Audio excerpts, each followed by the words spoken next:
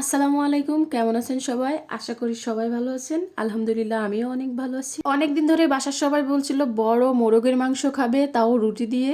তো আজকে আমি আমাদের বাসায় পালা একটা মোরগের স্কিনে প্রথমেই দেখলেন যে একটা মোরগ নিয়েছি। সেই মোরগটি আসলে আমরা আজকে রান্না করব, তো ভাবলাম আপনাদের সাথে একটু শেয়ার করি। আমাদের ফ্যামিলি মেম্বাররা এক একজন এক এক জায়গাতে থাকে, বিশেষ করে আমার হাজবেন্ড, আমার শ্বশুর কেউই বাসায় থাকে না।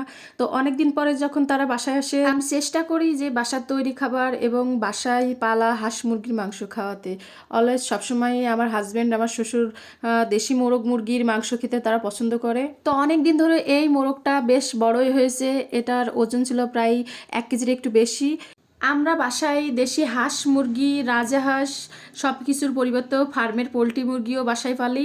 আমরা মাংস শুধু গরু মাংস, খাসি মাংস বাজার থেকে কিনে খাওয়া পড়ে। গ্রামে বাস করার কিন্তু অনেকগুলো সুবিধা আছে, এরকম হাঁস মুরগি কিন্তু বাসায় নিজেরা পেলে খাওয়া যায়। অনেক সময় হাঁস মুরগি বেচেও আপনি নিজের কাছে অনেক টাকা পয়সাও জমিয়ে রাখতে পারবেন। যেরকম ডিমও হয়, অনেক দেশি মুরগির হাঁস থেকে ডিমও বিক্রি করি। গ্রামের মানুষজন সবসময় এরকম করে থাকে, আমরাও এর ব্যতিক্রম কিছু না। তো যাই হোক, আমি আজকে এই মোরগের মাংসটা একটু ঝাল ঝাল করে রান্না করব। এটা রুটি দিয়ে সবাই খাবে। আর আমি মাংসটা একটু খুবই শর্টকাট, খুব সহজভাবে রান্না করি। যেরকম হাতে মেখে আগেকারের দিনের মা চাচিরা, আমাদের মায়েরা যেভাবে মাংস রান্না করে সেভাবে রান্না করি।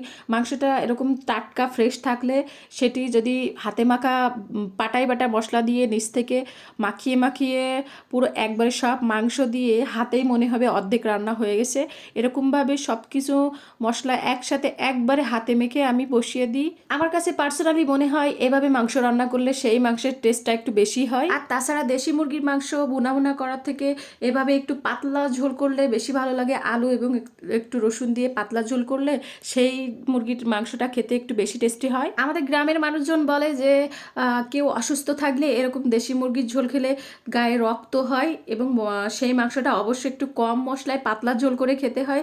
দেশি মুরগি আপনি যেভাবে রান্না করুন না কেন, তার স্বাদটা আসলে অসম্ভব ভালো লাগে খেতে। আর আমার ফ্যামিলি মেম্বাররা সবসময় অলওয়েজ বলে থাকে যে আমি যেভাবে রান্না করি না কেন সেই তরকারি তাদের খেতে অনেক ভালো লাগে। রান্নাটা আমি সবসময় ভালোবেসে করে থাকি। আমি সবসময় চিন্তা করি যে আমার আপনজনরা যে খাবারটা খাবে তাদের মুখের জন্য ভালো লাগে খেতে।